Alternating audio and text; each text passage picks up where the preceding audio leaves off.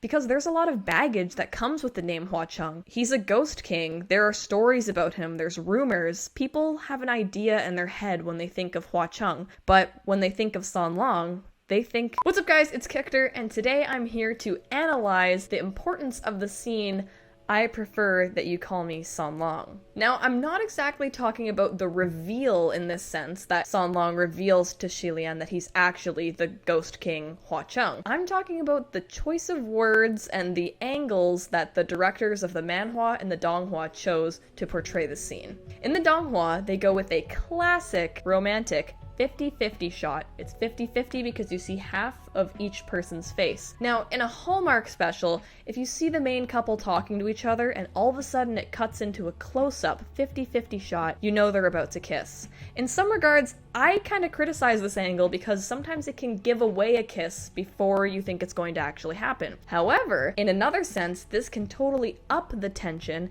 and make someone question, in this sense, oh my god, are we about to kiss right now? When I was watching the show, before I'd read the book, I wasn't sure if we were gonna get a kiss. I didn't know what type of show it was. I didn't know if this progressed into a relationship or if it was just going to be a tease. And so I truly was on the edge of my seat. And I feel like they even up it even more by having San Long's hair kind of fall over his shoulder, and it's all very sensual and sexy and intentional. Throughout the series, Hua Cheng goes through a few names, and coming up with San Long is not just a coincidence. In the manhwa, even though we don't have a 50-50 kiss angle, the intimacy is definitely ever present. This whole scene when they're back in the shrine is extremely intimate, and I feel like it's actually in Hua Cheng's perspective. Although technically the camera is behind him, it really looks like you are seeing it through Hua Cheng's gaze. The way he carefully watches him and takes him in, it's beautiful, it's romantic, and it's very, very intimate.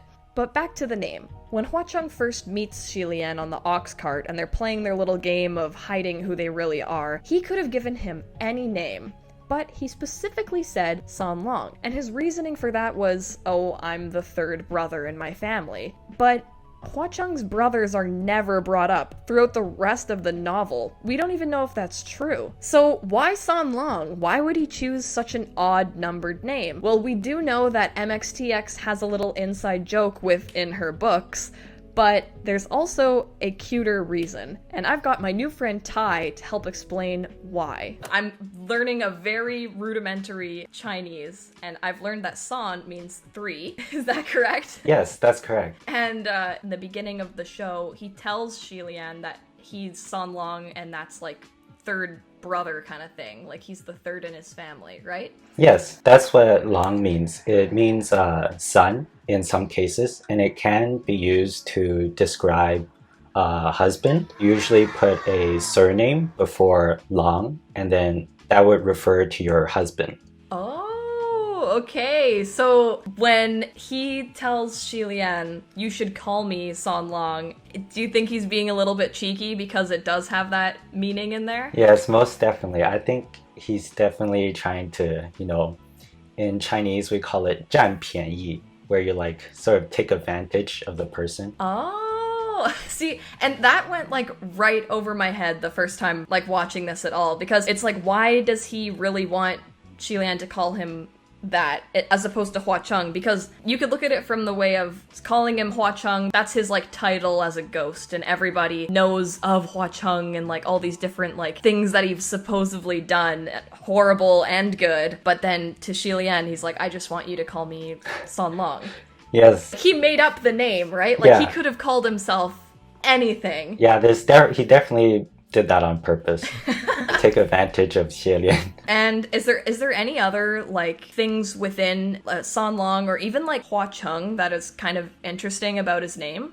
Yes, actually, the name Hua Cheng itself has secret meanings to it as well. First is the surname, which is Hua. It can mean flower, and as we know, Xie Lian himself was known as a Hua Guan Wu Shen, or a martial god with the crown of a flower. It could be where the surname flower came from. And then for his name, which is Hua Cheng, the Cheng can mean city or city wall. And you probably get that from when they first met. Hua Cheng fell off the city wall. Oh my god.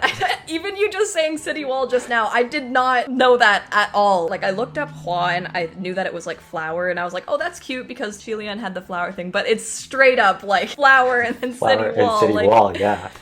oh my gosh. The author really puts work into creating names for her characters. And we're going to learn about those on a video on Ty's channel, actually. So, guys, be sure to check out Ty. I've got his link down below. Ty, actually, why don't you introduce yourself a little bit? So my channel name is called Ty the Canadian, and I talk about the cultural stuff behind Chinese entertainment, like dramas or even animation. And I do this because I know there are a lot of overseas fans who don't understand Chinese, and I want to help people understand it. Your video explaining, it was like 10 things that you might not know about TGCF. I was like, I don't know any of these. This is super rich information. So absolutely check out Ty. He's obviously a super nice guy, makes incredible content. So click down below and check him out. Hua Cheng is a clever guy, the type that doesn't do something by accident. Remember he beat all those heavenly officials in debate? Well, the fact that he chose the name that has something to do with being a husband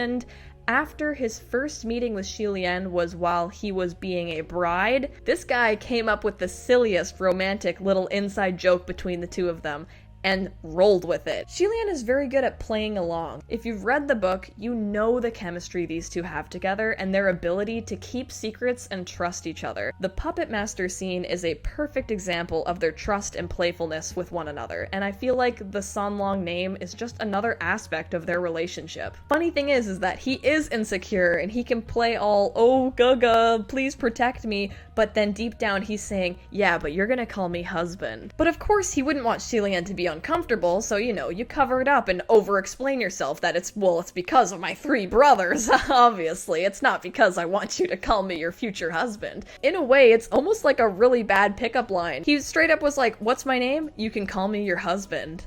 Like, this guy is shameless, but so insecure at the same time.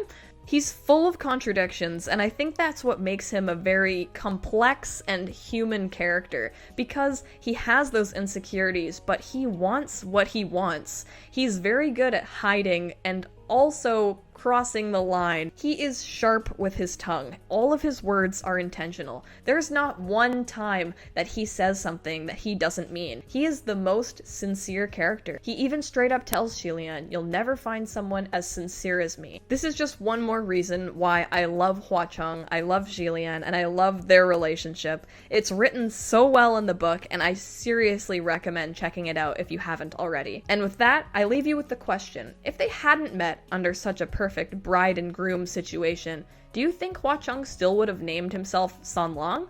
Or would he have gone with some other terrible pun?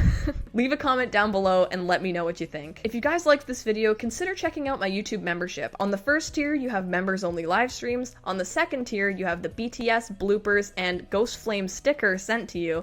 And on the Supreme tier, you get to choose what video I make each month. If this is something that interests you, be sure to click join down below and help support my dream of doing YouTube full-time. Other ways you can support is considering checking out my Danmei print shirt. You can click my Teespring link down below. And of course, you can also hit subscribe, click like, leave a comment, and I will see you guys next time. Thank you so much for watching. Bye! This is why a couple times throughout the book, when Qilian calls him Sanlong so casually, it gets a reaction from other people. Pei Ming's like, who are you talking to? What? You're calling this guy Sanlong? And this is the kind of thing that would completely go over most English-speaking fans' heads. Definitely went over mine. So when I first found this out, I was just like, elated, like completely blown away by how cute this was, and I could have missed out on it.